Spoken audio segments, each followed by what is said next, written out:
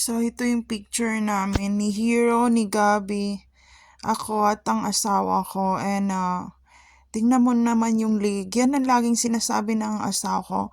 Bakit ang haba nung liig talaga? Yung liig ko talaga pang Chinese Tibet talaga, no?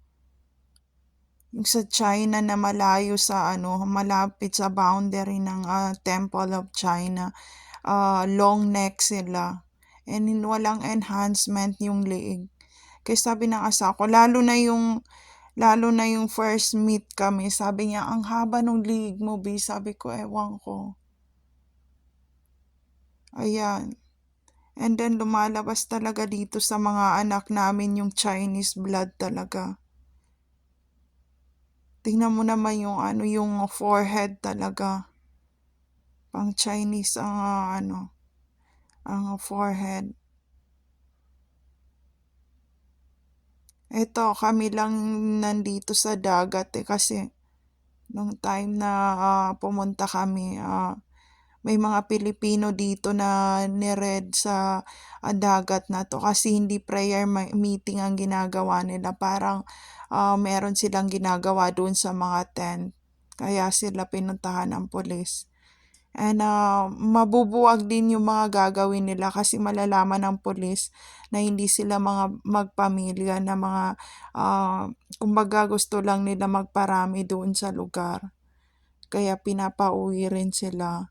So kami, ina-allowed kami dyan and meron din police mobile nung time na yan. Ina-allowed kami na maligo or magtumambay dyan sa dagat kasi meron kaming family visa talaga.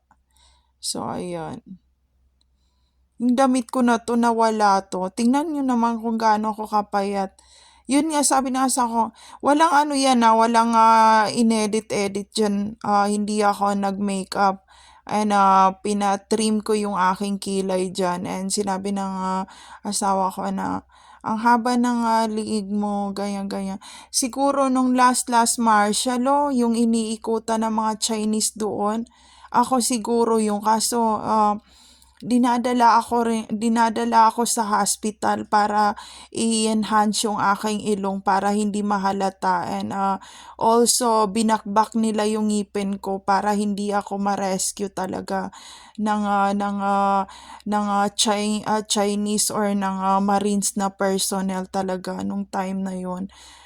Lahat ng ngipin ko binakbak nila bago mag last martial walang natira. And buti tumubo ang aking ngipin. Kaya nung tumubo, hindi ko talaga pinapahawakan sa kanila. As in, sabi ko, bahala na tumubo yung ngipin. And kasi lahat yun, kinuha nila lahat yung ngipin eh. Tapos, yung buhok ko naman, kinalbo nila. And nagtatawagan sila from the doon sa refugee to the city na kapag pumunta yung mga police mobile, not enter to those location. And yung parang kamag-anak nila doon, tinakbo ako para kumbaga ihatid sa airport kasama ng mga Chinese kasi nalaman nila kasi nandoon siya sa sa port ng airport nung time na yon. And hinabol siya ng mga tao sa Cotabato City, Mindanao na not allowed to bring yung kids raw to those people. And nagkahabulan sila sa airport and nasira yung helicopter and marami ring mga Chinese na mga bata na hindi na rescue. And kinikidnap nila yung mga Chinese talaga sa Mindanao, sa Cotabato City at pinaparami nila. And lagi nila ako kinukuhanan ng Excel to their own private clinic talaga na sila lang ang nakakaalam. So, ayun.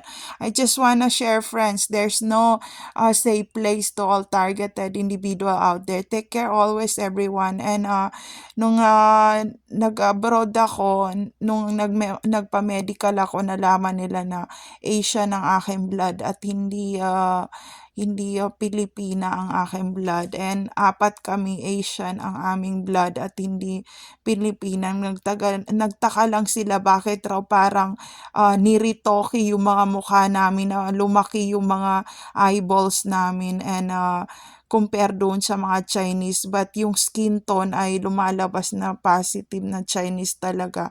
So ayun, there's no safe place. Mag-ingat tayong lahat.